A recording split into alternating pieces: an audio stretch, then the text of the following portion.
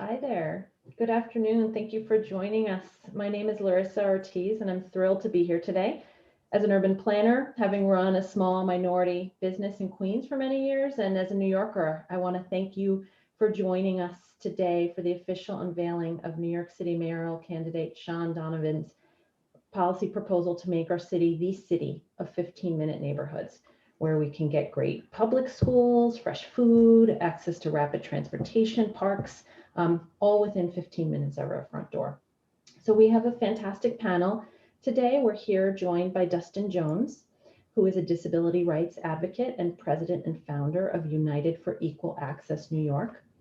We have Allison Marino, director of Bronx Impact Alliance, CD6 at Phipps Neighborhoods, and LaToya Meaders, co-founder and director of operations for Collective Fair. Thank you all for being here today.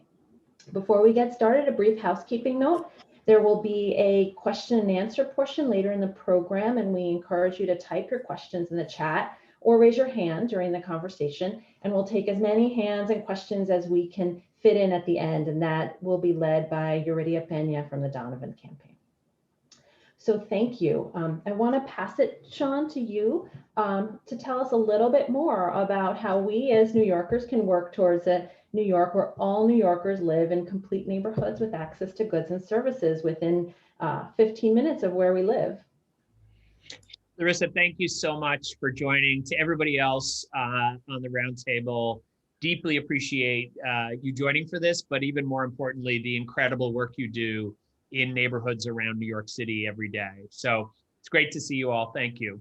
And to all the journalists joining, thank you as well. Look forward to the conversation and to your questions too. Look, I am running for mayor and became a public servant because I grew up in New York City at a different time of crisis. As a child, I watched homelessness exploding on our streets and watched housing crumbling across this city and even burning to the ground. And that lit a fire in me to go to work on behalf of neighborhoods and communities to end homelessness, to build affordable housing. But I also understood that housing is much more than a shelter, because when you choose where to live, you choose where your kids go to school. You choose access to jobs and transportation, to healthcare, to everything else that makes a life of opportunity possible. And I saw the deep inequities in neighborhoods across this city. It is an outrage today that in this city, you can determine a kid's chances in life, even their life expectancy, by the zip code they grow up in. That is wrong. And so this discussion today about 15-minute neighborhoods is fundamentally about making sure that no matter where you grow up, no matter what you look like, no matter what language you speak or who you worship, you have an equal chance to be able to live a life of opportunity in this city. That's what 15-minute neighborhoods are about. And we all know, if we live in a wealthy neighborhood, what a 15-minute neighborhood is. It means that within 15 minutes of your front door, you have a great school for your kids. You have access. Sorry about that. Within 15 minutes of your front door, you have a great public school for your kids. You have access to good transportation to get you to a job that's going to sustain your family. You have access to fresh food, a park where you can exercise, healthcare, all of the things that you need to succeed and to live a life of opportunity. That's what a 15-minute neighborhood is. I want to say one more thing before we open up the conversation, which is this is not a new idea. This is something that equity planners across the world have started to build a movement around. One of the things that's unique about me as a candidate is I'm the only one in this race who's actually worked with mayors across the country and across the globe to build more equitable neighborhoods.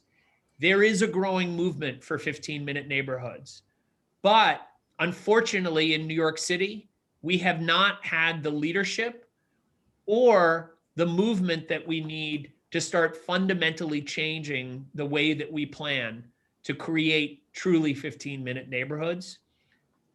As mayor, that would change. And this discussion today is about how exactly we do that, bringing together the diverse voices of New York City who work on all the different elements of making neighborhoods stronger and beginning that movement so that we can fundamentally change the opportunity for our children and our families in this city to make this a city that works for everyone. So thanks for joining. Larisa, really look forward to the conversation. Thank you so much, Shaun. I think it's so powerful to say that zip code shouldn't be destiny. LaToya, as a minority and women-owned business owner, I think you have a unique perspective on the challenges that MWBEs face. They are the backbone of many of our communities, and they've been hit hardest by the pandemic. What do you see as some of the challenges standing in the way of recovery and growth? And how do you feel that this concept of the 15-minute neighborhood could benefit our businesses and entrepreneurs? Well, first, I want to start by thanking you guys for having me on the panel. It's truly a pleasure to be here today. I think that the majority of the challenges that our minority and women-owned businesses are facing today is support. There are many people that enter in businesses because some don't have the ability to get jobs, so they start businesses to support themselves and their families. But also, in certain communities, there are other people that open up businesses to support like culturally relevant items that are in foodways that are for that specific community. I think the way that we can support these efforts by minority and women-owned businesses is by providing resources to them, such as support, teaching them how to run their business efficiently. Also providing supports with the bids, allowing them to, even if it's subsidized rents and things like that, so that they have the ability to open up more businesses in their community.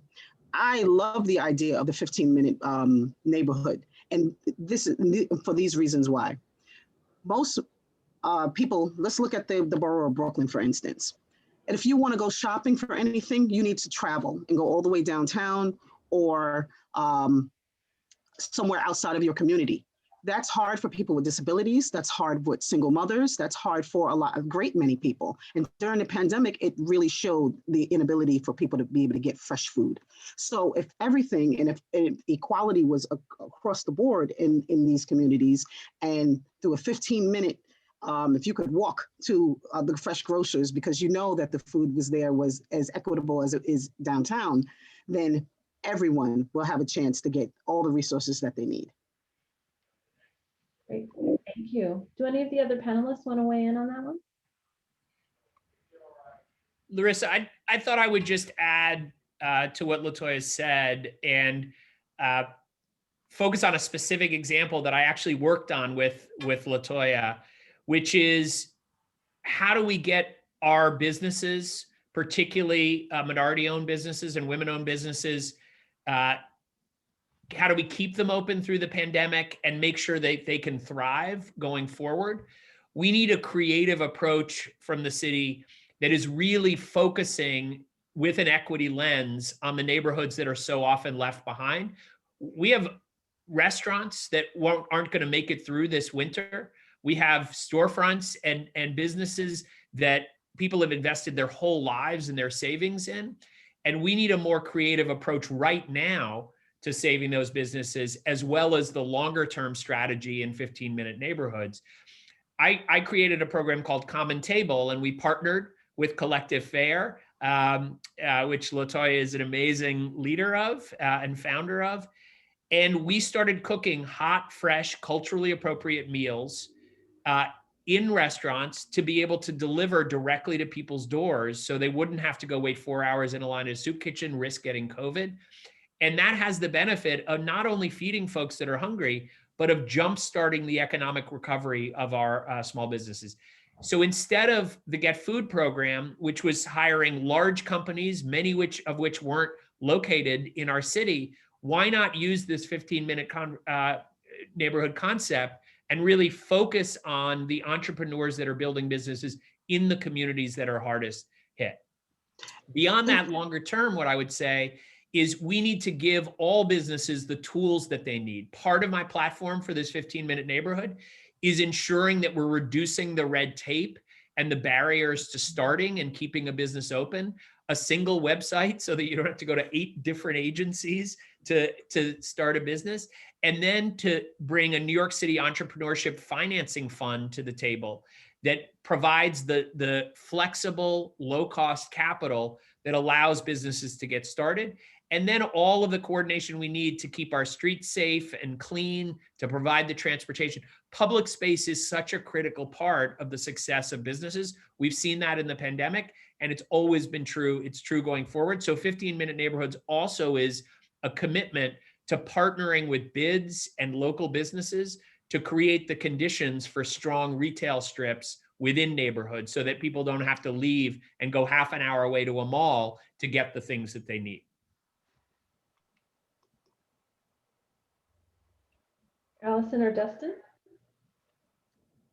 Thanks. Just in terms of another tool that the city could provide to MWBEs, I totally agree with LaToya that most of our communities get their most culturally relevant sources of food and nutrition from businesses that also happen to be MWBEs. And one way that we could think about opening up an additional stream of tender, so to speak, for our MWBEs would be to expand where EBT and SNAP is able to be accepted. We've tried this in the past before. It does take a federal waiver for us to be able to do this, but we've gotten that waiver in the past on the state level. And when we have tried in the past, we've tried it with mobile produce vendors, the green carts you see on the corners. And I know a lot of our communities really rely on those green carts for their access to fresh, nutritious produce. If we could, again, equip businesses like those green carts with the ability to accept SNAP and EBT, we've seen that green carts that do have that kind of access, customers who use their EBT as opposed to cash at those carts buy, on average, more than 5 pounds more produce than similar shoppers who are using cash. So not only would it be a way for us to get more money flowing through some of our MWBEs in the city, but it would also directly help us get more fresh produce into the hands of some of our communities that are really lacking access to it right now. And a really equitable way of going about doing that would be to look into subsidizing or covering the costs of the terminals and the transaction fees and the account maintenance for all of those pieces. And I could really see us, making a really big difference for our businesses and for what our communities can access if we could pursue, a really big idea like that. It's such a great point, Allison. And, it's funny you mention it. I've actually been working with the incoming Biden team. Tom Vilsack, who's going to be agricultural secretary, is a good friend of mine. And so many of the senior leaders, this is an idea we've started to talk about in terms of expanding the restaurant program, for example, under SNAP, so that we could take an effort like Common Table and really expand it to get hot, fresh, culturally appropriate meals, exactly that grocers, all these things. You're so right that that's a huge opportunity with it's a great point with hot food as well. I mean, yes. We've seen that waiver most recently in the past after Hurricane Sandy in most directly impacted neighborhoods, but we will always, unfortunately, for a long time coming at least, have community members in our city who for some reason are not able to prepare their own food. So even if we make it easier to access whole fresh ingredients, we do always need to have programs like Common Table or like World Central Kitchen Direct happening that allow us to get hot, culturally relevant, fresh, nutritious food right into people's hands on a daily basis. Yeah. And if we could use SNAP to pay for it, that would be great. It's a great segue to Go ahead, LaToya. That idea is phenomenal. And I'd like to add on to that is by doing a health designation for restaurants that do prepare healthy available meals and allowing them to be able to accept SNAP and EBT will allow for a broader usage of the SNAP and EBT dollars for those people that don't have the ability to cook food in their own homes or get delivery because they're homebound. Yeah, and LaToya, you said delivery, getting things to and from Yes. someone's home is really key to this. The question is transportation. And Dustin, this next question is for you. A centerpiece of this concept is transportation. I actually live on 34th Avenue, which is one of the closed streets, and I'm amazed at how many e-scooters now have turned that into an e-scooter thoroughfare in our borough. From your perspective, where do you think the city currently falls short in addressing these transportation needs? And how do you think this concept can improve upon how we think about our transportation system in general? Well, I want to first start off by saying thank you for having me. Thank you for Shaun and your leadership for running for mayor. I think this 15-minute commute in your neighborhood is such a great idea. I think it's going to create a sense of community in ways where we don't have it. When it comes to accessibility, that's a big problem in the city. You have some places that are transportation deserts. Where I grew up in Queens Village, we had no subway. You had to take a bus 30 minutes just to get to the local subway station. Or if you look at places like Bay Ridge, they don't have any. Well, they do have a subway, but for the most part, if it's not accessible and you're a person like me with a disability, getting out and going anywhere is going to be quite tricky. Now, I live in the outer boroughs. I live in the Bronx, and it's no secret when people want to go somewhere, most people from the outer boroughs is going into Manhattan. And why is that? And that's because they are the closest thing to a 15-minute, borough. If you think about it, they have everything they need in that centerpiece. Why should someone have to go from the outer boroughs to go to Manhattan just to get fresh food, just to get fresh access to doctors or to have access to work? I feel like there's a lot of talent that's leaving our communities and they're going elsewhere because Manhattan is where it's at. So if you bring that 15-minute plan here, I feel like you're gonna keep all of that talent and you're going to force people in a way to be better. You're going to have doctors competing to say stay in this community, and you'll have a walk versus a train ride, or you'll force schools to be better because now you don't have to send your child out of the community to bring their talents to Manhattan to build them up. You can keep that here in the Bronx and you can keep it locally, so then the schools are going to be better and everybody's just all around going to be forced to be better than what we are now.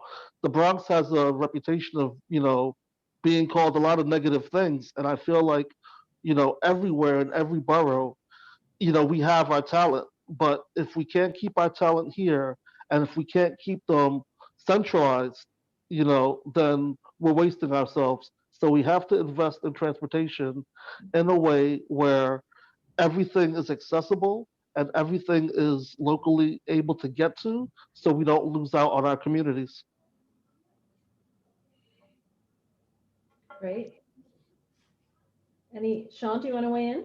Yeah, I don't know if I can say it as eloquently as Dustin did, but you remind me, Dustin, of the day I announced my campaign in December at Via Verde in the South Bronx on Brook Avenue.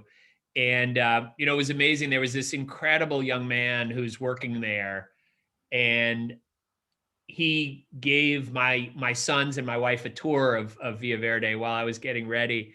And he didn't use the words 15-minute neighborhood, but he said exactly what you said. He said, I grew up in the South Bronx. I love this community, but I just moved to Manhattan, even though I work in the South Bronx, because I couldn't get everything I needed in my community. And I said, that's it. That's the 15-minute neighborhood.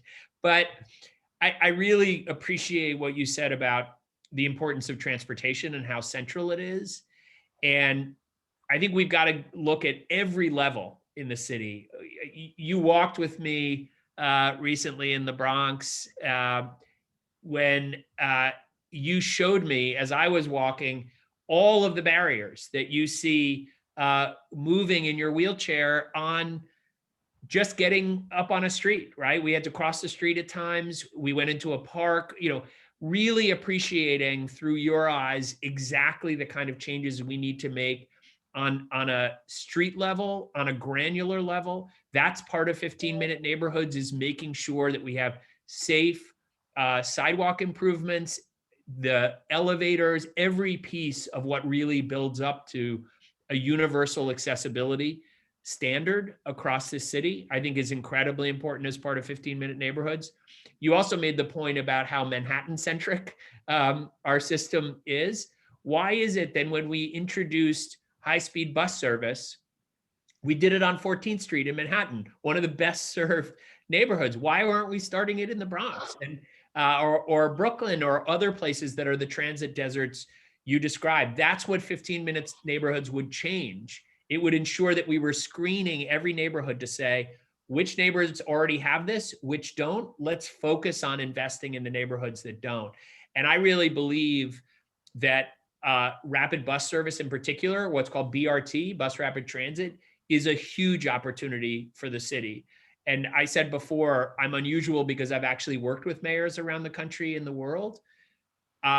I'm the only candidate in this race who's actually been to a city called Curitiba, Brazil, that has the best rapid transit system in the world. I've talked to the mayor there. He used to be an architect like me before he got into public service, and really understood what it's going to take, not just to do the kind that we have on 14th Street, but dedicated lanes that are also good for bikes and scooters, the technology we need so that a driver can press a button and the lights change so that a bus doesn't have to stop. Those are the kinds of things that would really radically improve service in the transit deserts. And I have a proposal too that would put more city money from innovative sources like value capture, as well as to make sure that as we're implementing congestion pricing, we dedicate resources to neighborhoods that are left behind too much. We'll put more into the MTA in exchange for more control over the investments that the MTA is making in order to make sure we can build 15-minute neighborhoods. So that's all part of the proposal as well that really builds on what you said, Dustin. Yeah. And transportation is so key to it, absolutely. Our next question is for you, Allison. Making sure people have access is so critical. And it does improve quality of life, absolutely. But, we recognize it doesn't fix it completely. What do you see as key priorities for making our neighborhoods safer and healthier so that people can enjoy their neighborhoods and their surrounding areas? Thanks for this question. One of the things that I think about a lot when I think about improving access to healthy, nutritious food in our neighborhoods is where can we meet people where they're already at? And bodegas are the cornerstone of our blocks. There's a really good reason that most people think of bodegas as synonymous with the perceived concept of New York City. For example, in the community district, Bronx Community District 6, where the initiative that I run is based, we in 2018 had one supermarket to every 37 bodegas. And we see neighborhoods with similar ratios to that across the city. So I suggest that we start with bodegas. I really think that the key to expanding access to nutritious, healthy choices on a block by block level, and then we can talk about a neighborhood by neighborhood level after that, is really to start with our bodegas. And there are programs currently in place that help bodegas procure and provide and even, retrofit the shelving and the refrigeration in their stores to provide yogurt and fruit cups and salads and hummus and all of those, healthier pieces that are harder to find in bodegas that don't have refrigerators or that generally stock more shelf-stable pieces. But, we see really innovative things cropping up. Like, for example, there's a bodega association in the Bronx where I think 10 bodegas got together to try to meet the order minimum at one place. And one of them goes and picks up the order and then drives each of the pieces to the 10 bodegas. But that's a lot of hurdles to jump through for 10 bodegas to have yogurt and salads. We need to lower those barriers, and we need to figure out a way to make sure that the businesses that our communities rely on most directly are the ones with the widest pipelines, with the least red tape and the most support and the most direct access to the healthy, nutritious, culturally relevant choices that our neighbors deserve to be able to access in their communities. Yeah, and that connects back, Shaun, you mentioned earlier, providing access to capital. Those things take resources, and we know MWBEs and these small businesses are often undercapitalized, for sure. So it's a challenge. It absolutely right. And I also mentioned that we've erected so many barriers, the bureaucracy and red tape that small businesses need to go through. But I think Allison's raising a really important point as well, that even if you have capital, even if you make it simpler to start a business and keep it open, one of the things that's really helpful is the incredible network of nonprofits and local community organizations, business improvement districts, nonprofit. Allison works with Phipps, which is one of the great nonprofits in the city that has huge capacity. We need to make sure we're also building the partnerships as a city with local community-based organizations, because you can't really build 15-minute neighborhoods unless you have partners who know those neighborhoods and are really connected to everyone in the neighborhood. So, for example, what if you had a city that was actually investing in organizations like Phipps and others to do exactly what Allison said, which is, hey, let's bring together all the bodegas and create the infrastructure to be able to bring them different kinds of food, to buy in bulk so they can lower cost. All of those things are things, the technical assistance that too often we don't think about as a city unless you really have a neighborhood focused lens on this. And it's one of the powers of 15-minute neighborhoods, I think, is that you would end up organizing all of government around local places and partnering with the organizations that know them best, rather than thinking that government itself can has all the knowledge or the relationships that it needs. And that kind of partnership, I think, is so important. I was in Jackson Heights the other day, meeting with the BID, meeting with 10 local business owners, and I heard over and over again the need for an organization like a BID that can help them prepare applications, apply for things in the city, even get signage done. There's so many things businesses run into that if we can help build that capacity, we're going to really accelerate job growth and the ability of small MWBEs, immigrant-owned businesses to survive and thrive. LaToya or Dustin, do you want to add anything? Yes, to that point, great point. By creating economies in our communities is going to help bolster the city as well. Because, New York City is such a tourist-centric, focused city that, a lot, and that's also part of the biggest struggle that we're having right now. Due to COVID, we're not having as much tourism. So we're wondering why we're seeing a decline in sales. But if we make access in our communities, the people don't need to travel as far, and they can create economies in their communities without having to travel out. I personally think it's a good idea as well. Okay. I think that's a good idea as well. I was having a conversation the other day, and I was alerting somebody that how bad I feel, because here I am. I live in the South Bronx, and my local grocery store, I'm not going to name any names, I'm not happy with it because I feel like for a big chain that what it is, it can do better.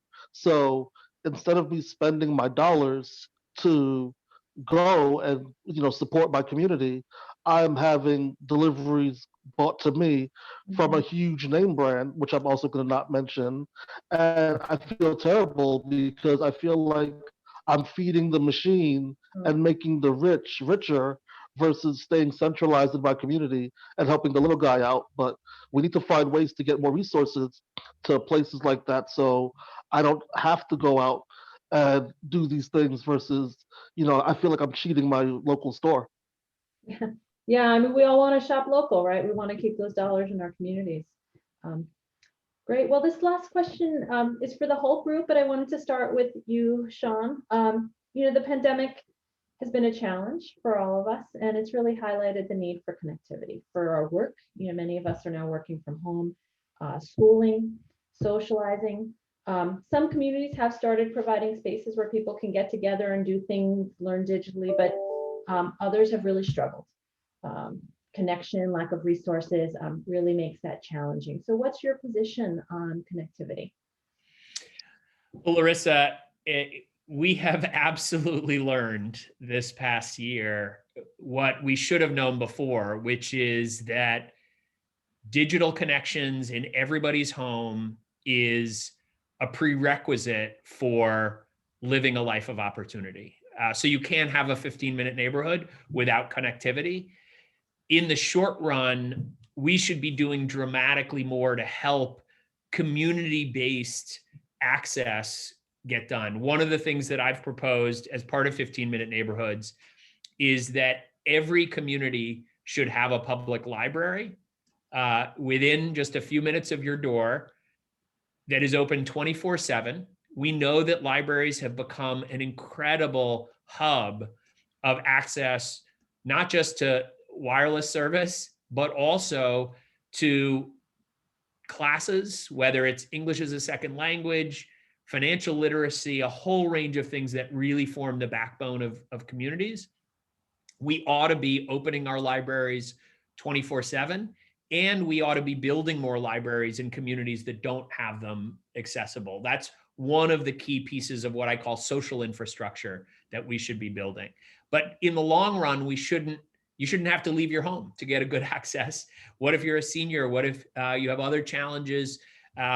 Dustin talked eloquently about building a city that's truly equitable and open, no matter what your disability may be. That is going to be something that's critical in 15-minute neighborhoods.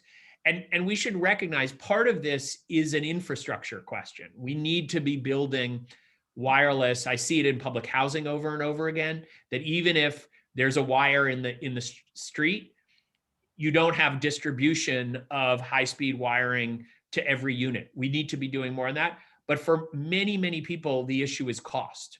They actually can get service in their unit, but they can't afford the devices and high enough speed service to allow them to do their work, to allow their kids to participate in school. And so we need to be working effectively, a public-private partnership with all the providers to dramatically reduce cost and increase access so that we actually have universal Wi-Fi available across the city.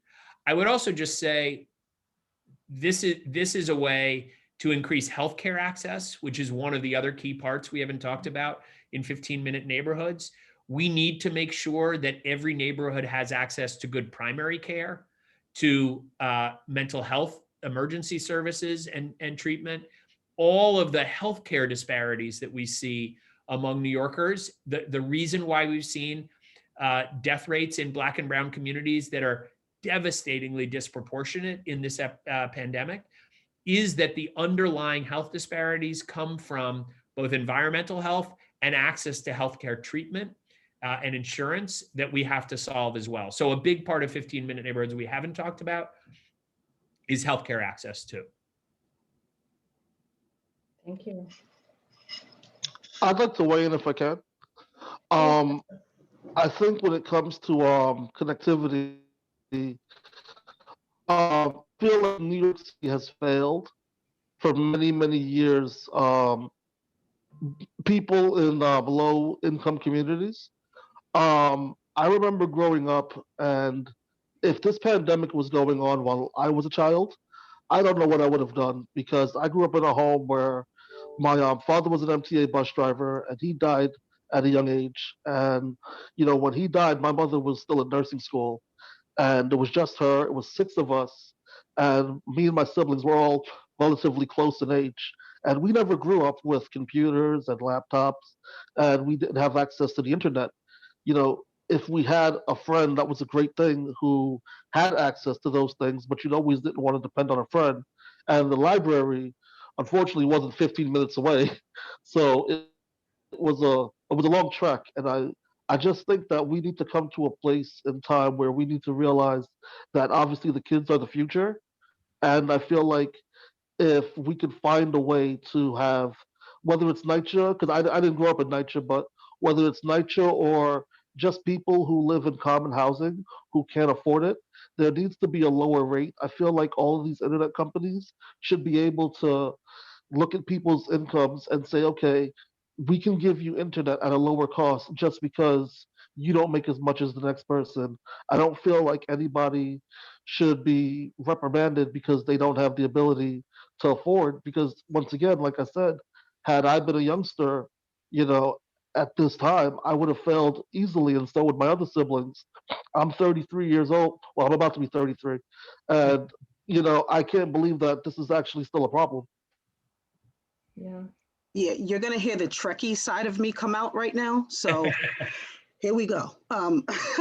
This is 2021. I mean, to Dustin's point, I grew up, I'm a child of the 90s. So, you know, we've seen the emergence of the information age. And it saddens me that we're at this point in human existence and everyone is not connected via the internet, and we are not talking to our doctors, that those of us that are homebound, because of the price, what the cost is, and that children struggled going to school because their homes were not equipped with a basic service. Now it's not even like it's a luxury anymore. It's a basic service. This is how we communicate. This is how we talk. This is how we work. This is the world. I think the price point needs to be sucked out of it, and it needs to just be like, I mean, I laugh, I tell my kids all the time, but I remember when television was free, and they laugh at me, but it was, because it was a basic necessity. So the internet needs to be looked at, put on that same level, and whatever resources that we need to inject into that to make that something universal, it's about time. I do. I think that's a powerful point. Allison, do you want to make our final point? Yeah, I totally agree with you, LaToya. And not only is what the internet provides a basic necessity, it also is currently the way to access and recertify your other basic necessities. So for example, we used to have to make an appointment to go down to HRA to sign up for or recertify for our SNAP or WIC or housing voucher. You have to do that online now. You can do it over a landline phone if you must, but that is not the easiest way to do it, especially if you don't speak English or hear particularly well. So not only is it a basic necessity, it is what's keeping people from getting their other basic necessities, like their ability to pay for food, access healthcare, cover childcare costs, book appointments for COVID vaccines or testing. It's a very doubled up, you need it and you need what it allows you to get. So I agree, it's gotta be a universal basic need covered. Absolutely. Shaun, before we go to Q&A, do you have any final words for us? I just love these group of panelists. They're so eloquent, and you know, I'm definitely not the generation of the 90s. I turned 55, not 33, Dustin, last weekend. So, but I did grow up a little bit on Star Trek, and I am the son of a techie. We absolutely need to make sure that this is a universal right. And I would do that as mayor. So thank you for the leadership and the inspiration on this. And look forward to opening it up to questions, Larisa. Thank you. Thank you, everyone. Thank you to the panelists. And I'm going to hand the floor over to Yuridia Pena, who will be moderating our Q&A. Thanks again. Thank you, Larisa. Okay, great. Well, thank you again, everyone, for being here. My name is Yuridia Pena. I'm a senior communications advisor for Shaun Donovan's campaign. And I see that we have a couple of hands risen. I'm going to start, and just for ground rules, we're only taking on topic questions. I will leave my email in the chat, as well as our press secretary, Jeremy Edwards, if you have any pressing questions off topic or even follow-ups. So I'd like to start with Javier Castaño from Queens Latino.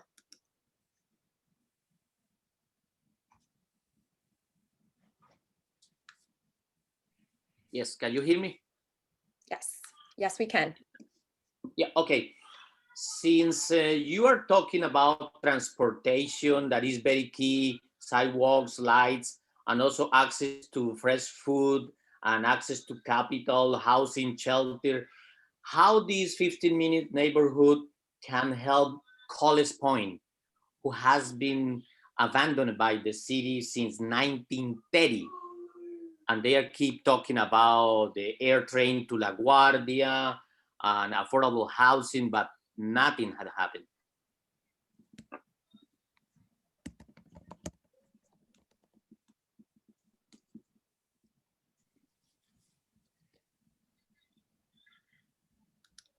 Okay, thank you.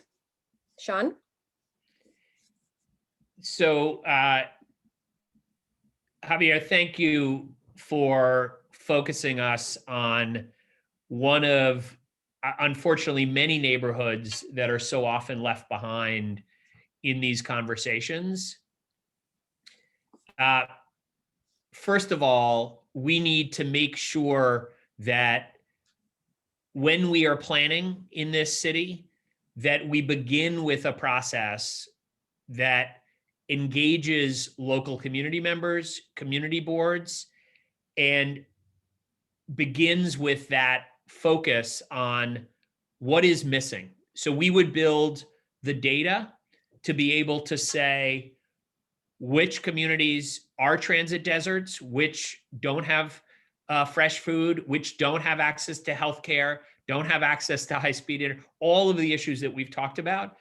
And there is no question in my mind that College Point would come out as very high on the list of those communities that aren't getting what they need. So the first thing about 15-minute neighborhoods is we would be tracking exactly what is available and not available in the city in all of these neighborhoods, and then prioritizing investments based on that data and information that would put College Point very high on the list. Second, once you know what the problem is, you need to direct the planning and resources there. So I would direct city planning and all of the other agencies that are focused to start working with community leaders in College Point to start planning not just what to bring, but how to bring it.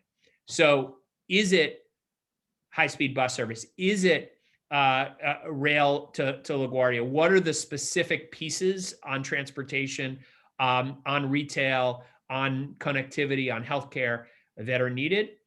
And then to organize the city government with a single task force that brings all of the right agencies together to focus on that neighborhood to ensure that we're building out the 15-minute neighborhoods. Those are the steps that we would go through.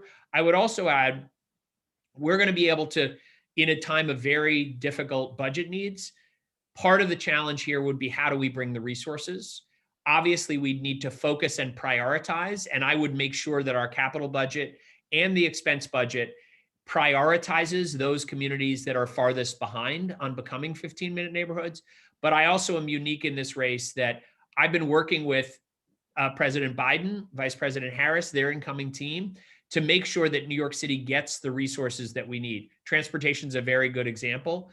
I was part of the team that helped develop the $2 trillion infrastructure proposal for the Biden-Harris administration. We need to make sure that New York City is getting our fair share of federal resources. Right now, we send $23 billion more to Washington each year than we get back in New York in services and funding. We need to change that and get the federal help that we need to be able to truly build 15-minute neighborhoods as well. And College Point would benefit dramatically from that, given its proximity to the airport. Thank you, Shaun. Okay, our next question was actually typed, and it's from Manzoor Hussein from Dunya International. He says, thank you for giving us the opportunity to be part of this conference. And his question is to you, Shaun. How will you address the challenges faced by communities of color because of COVID-19 pandemic situation? Also, people living in New York City facing continuous challenges because of inadequate housing policy. You are a veteran in the housing field. What will you do as mayor? Great. So obviously there's a lot around the pandemic and around housing that needs to change. And we're building the campaign of ideas. We have detailed plans in all of these areas we're releasing every week. And so one thing I'd love to follow up, maybe Eurydia, if you can follow up with Mansoor, and we can talk more broadly beyond the 15-minute neighborhood concept on these issues. But specifically, let me address both on the pandemic itself and also on housing, how it relates to the 15-minute neighborhood. So on the pandemic, obviously there's a lot of work to do in making sure that vaccines are distributed fairly. And one of the ways that the 15-minute neighborhood would help this is, as I said a moment ago, we would be tracking all of the data to understand who has access to healthcare in their neighborhoods. One of the reasons why we've had such unfair distribution is that so many communities don't have a hospital within 15 minutes of their front door. They don't have primary care and mental health and other services, and they don't have clinics that can make sure that somebody can easily walk in and get access to a vaccine in their community. We also have huge issues around insurance and healthcare access. And one of the things that a 15-minute neighborhood would do is make sure that every single community has culturally appropriate, convenient healthcare access where you could go and get a vaccine, you could go and get tested for COVID, and to make sure that that happens in an equitable way across the city. So the healthcare piece of 15-minute neighborhoods is central to our recovery, but it also is central to making sure the next time we have a health challenge like COVID, that we don't have disproportionate death rates in communities of color and these outsized disparate impacts. On the housing front, similarly, we need to make sure that what we have located in every community is a broad range of housing options. We need to make sure that, for example, if we know that we have to fix public housing, which we absolutely do, that we need to build more affordable housing, we're assessing in our evaluation of neighborhoods, whether they are 15-minute neighborhoods, what the housing options are that are available. And to go back to the conversation we had earlier, to make sure that we're partnering with organizations like Phipps in every single neighborhood who really understand how to provide the services and help. One of the things we see over and over again is evictions that lead to homelessness, that start a terrible cycle of housing instability. One of the best ways to solve it is investing in local community organizations, giving them access to housing counseling money, to legal services money, and making sure that they have the rapid rental assistance available to them to help families in need, so that you don't have to leave your community to get the help that you need to remain stably housed and avoid homelessness or housing instability. That kind of investment in the infrastructure, the nonprofit infrastructure, the counseling network, the legal services in every single neighborhood, that's one of the things we would make sure was available in 15-minute neighborhoods. I don't know, Allison, if you might have any thoughts you would add to that, given your work at Phipps and your focus on housing and health. I agree with you that a saturation of each of these services in every neighborhood is key. I think also the integration of key social services and supports with housing is really important. That's something we concentrate a lot on at Phipps Neighborhoods and Phipps Houses, as well as making sure that residents of Phipps Houses buildings have access to Phipps Neighborhoods wraparound social services. I think you're right that, the way to tackle homelessness is for us to start at the source with ensuring that people don't lose access to their homes in the first place through eviction. And, the integration of these resources, not just into our communities, but like you said, multiple options of them, levels of them that every type of person can access, and not just one for each level or type or persona of person, but multiple choices, ensuring, as much dignity for our community members and neighbors as possible. The more we can promote choice and promote people's, confidence in the services that are available to them and the amenities that are available to them in their neighborhoods is really huge. I also just think in terms of, as we're looking at these neighborhoods, and you mentioned, prioritizing the ones that are furthest behind or furthest from this goal of a 15-minute neighborhood, it's also really important for us to think about, from an equity perspective, making sure that, I'm trying to phrase this more effectively and be as eloquent as you told everybody that I am. Basically, we see gentrification happen when we bring what we consider to be the best and nicest amenities to a neighborhood. Things like transportation access, things like access to multiple sources of choice for affordable, fresh, nutritious, culturally relevant food. Those are things that we have to stop as a society considering luxury amenities. Those are things that should be the big, bold check boxes at the top, that you cannot say this is a real successful 15-minute neighborhood if every type of person who may choose to live here doesn't have multiple choices for accessing the food that is relevant and necessary for them with dignity. That's where I was trying to go. Very eloquent. And you remind me that there's a flip side to that too, which is that we also will use this concept to ensure that we're not forcing into low-income communities of color all of the things that 15-minute neighborhoods, wealthier neighborhoods don't want. And so right now we're seeing a disproportionate impact of homeless shelters and hotels that have been converted. We see environmental hazards like our peaker plants or facilities that have lots of trucking that produces fumes and causes asthma and other challenges. We need to make sure that as part of 15-minute neighborhoods, we have a fair distribution of all the things in the city, and that we're not disproportionately channeling many things that cause health and underlying hazards to communities of color. So that'll be part of 15-minute. It's not just what you will get at 15-minute neighborhoods, but what you shouldn't get as part of this concept and planning as well. Great. We have a question for the group from an anonymous source. And the question is, in an increasingly online world where many have access to things like Amazon Prime, are 15-minute neighborhoods really a priority? I say yes, it is. It still is a priority because, like I had mentioned earlier, you want to stay within your community. You want to be able to make sure that everybody in your community is being taken care of. So when you're using, services like that, you're only getting the rich richer.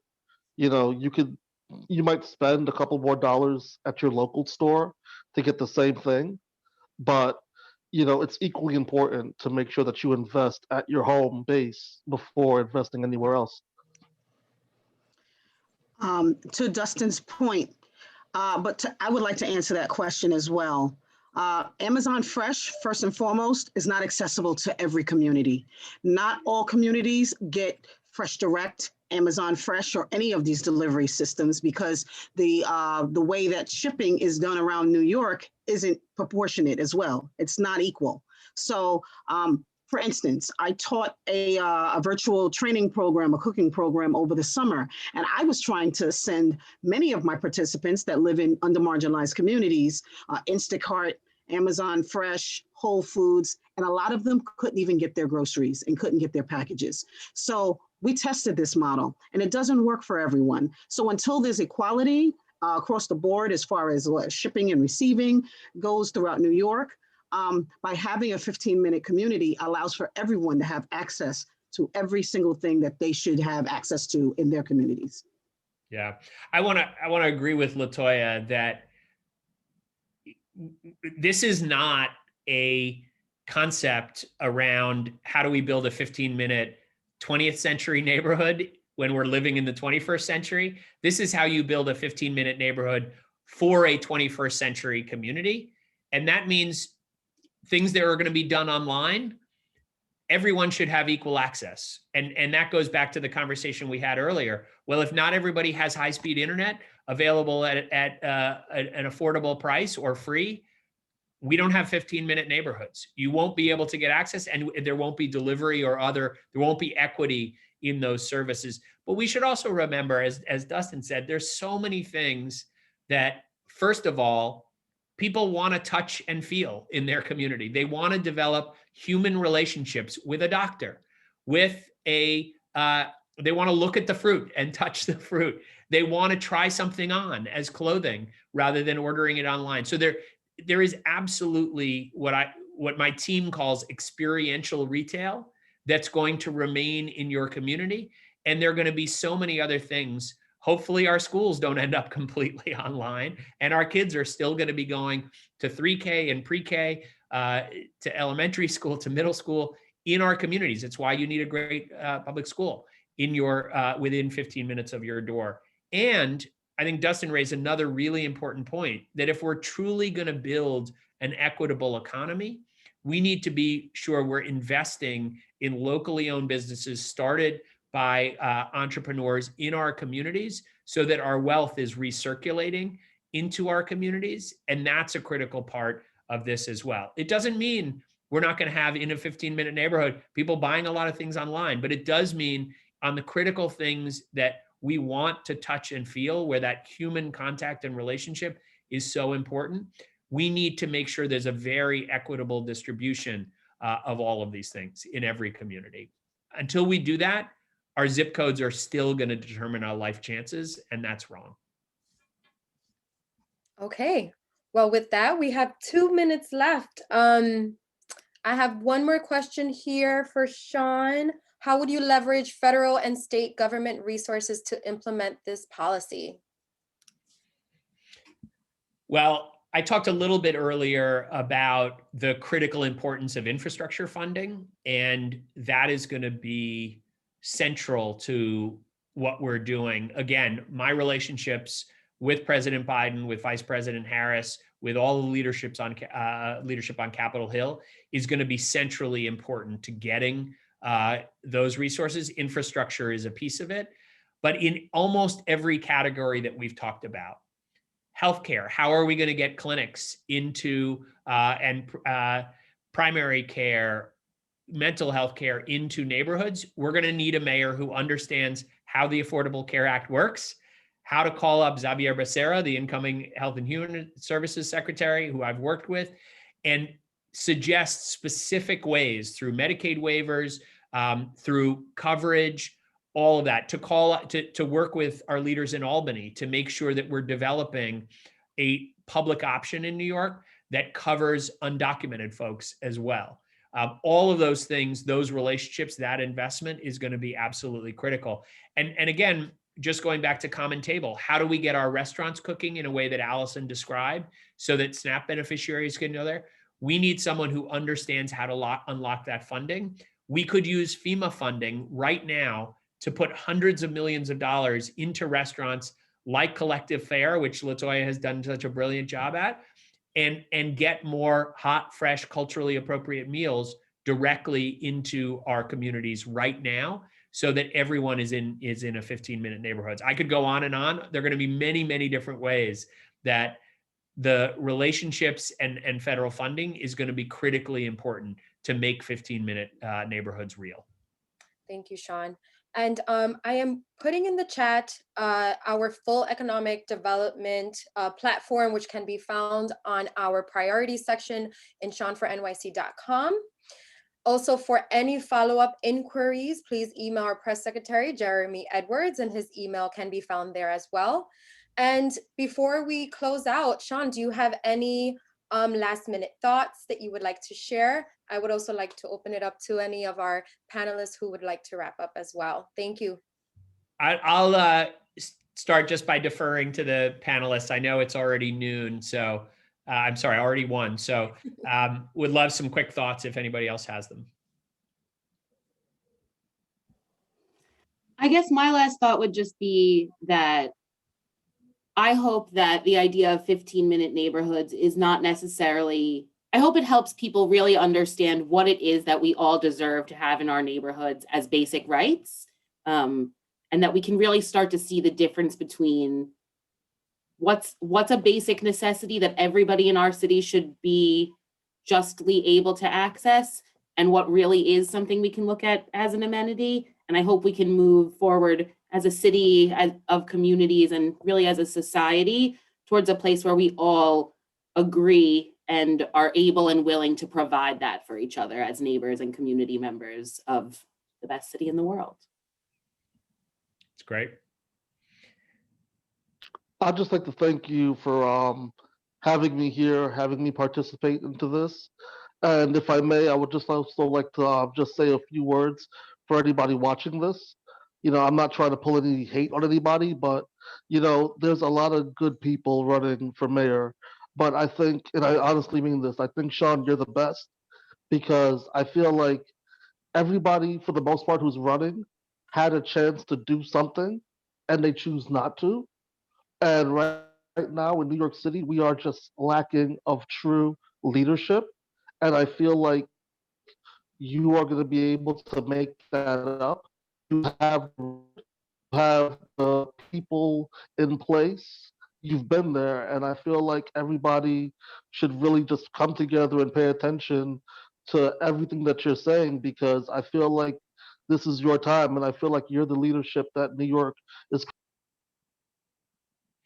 Thank you, Dustin. I'm moved. I really appreciate it.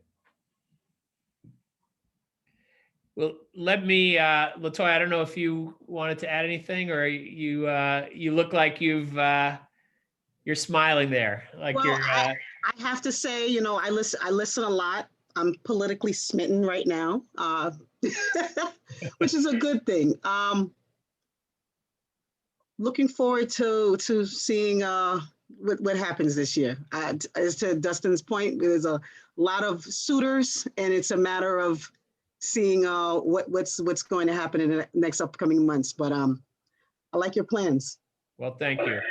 And we are running the campaign of ideas. I hope everybody who's been on today has seen that. And I'll just close by saying thank you to everyone for participating and joining. Thank you to my colleagues here for their leadership on all these issues.